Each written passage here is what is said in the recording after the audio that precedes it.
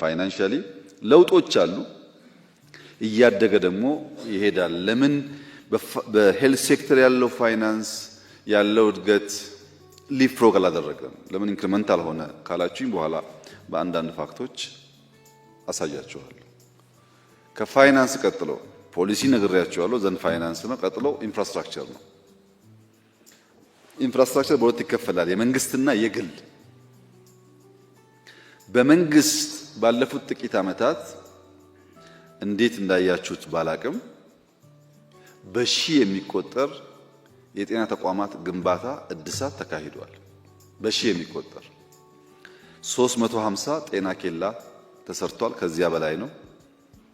100 ገደማ ጤና ጣቢያዎች ተሰርተዋል። ከዚያ በላይ ነው።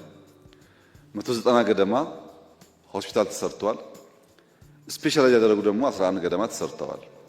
15 ላቦች ተገንብተዋል።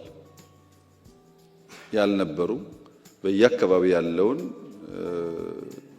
ልዩ ልዩ ዳታ አናላይዝ አድርጎ የበሽታን ትሬንድ የሚያሳዩ ላቦች ተገንብተዋል።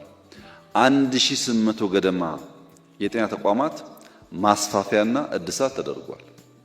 ተስፋፍቷል፣ ታድሷል።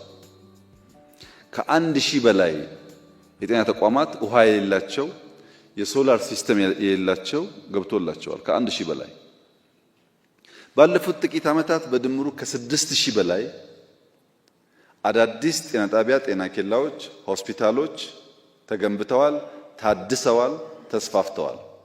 ምን አለ 6000 20000 ቢሆን ያላችሁኝ እንደሆነ የኔም መሻት ነው።